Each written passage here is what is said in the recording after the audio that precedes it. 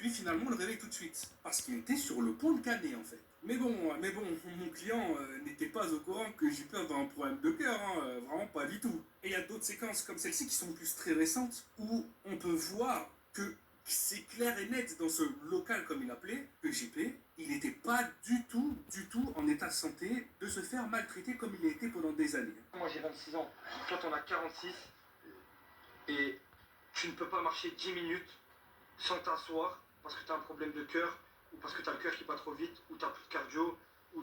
Frérot, c'est pas normal. Wallah, c'est pas normal. Ton état de santé, il est catastrophique.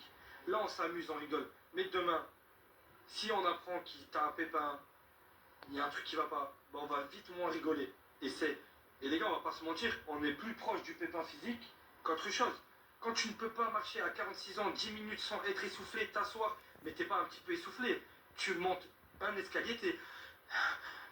Voilà, c'est pas normal. Il y a un autre élément de défense qui est beaucoup utilisé parmi les avocats en face, c'est que tout était scripté. C'était comme des combats de catch en fait. Tout était écrit à l'avance, les coups étaient faux, tout ça, c'était du cinéma.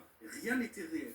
Il y a une partie qui était simulée, mais une partie qui était simulée, et quand vous donnez des coups, comme quand vous êtes au catch, comme quand vous êtes au cinéma, il y a bien sûr de la simulation, mais il y a surtout le consentement. Ça veut dire que tout ce que vous voyez là n'est pas toujours simulé. Un coup ne peut pas toujours être simulé. Par contre, tout ce que vous voyez là était consenti. Mais toutes ces scènes, ce ne sont que des mises en scène issues d'un script. Issues d'un script entre Naruto et le défunt, tout simplement.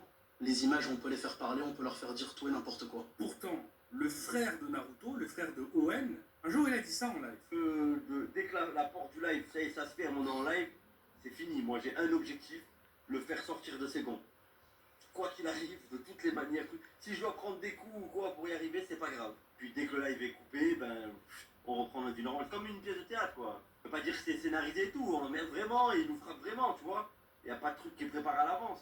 Du coup, je comprends pas, c'est scripté ou c'est pas scripté parce que là, il y a quand même quelqu'un qui est littéralement dans le noyau central de la situation, qui a fait partie du projet, qui a participé réellement à toutes ces atrocités que JP a subies, et bah, il explique que 1, tout est vrai, et 2, rien n'est scripté. Bah merde alors, du coup, qui a raison? Parce qu'au final, ce que vous racontez, ça n'a pas de sens. Il y a un autre point sur lequel ils sont catégoriques, et d'ailleurs, c'est quelque chose qu'on m'a pas mal reproché. Je suis navré les gens, mais si vous n'êtes pas d'accord avec mon avis sur ce point-là, hein, c'est que vous-même, vous manquez cruellement peut-être de neurones actifs dans votre cerveau. Parce qu'il y a un truc que je dis depuis le début, et que j'ai aussi relevé la première fois où j'ai mis en garde sur cette affaire, il y a maintenant 2 ans. Il y a 2 ans, c'est la première fois que j'en ai parlé, et ça m'avait aussi voulu beaucoup de soucis, c'est quand j'ai expliqué que il est clair et net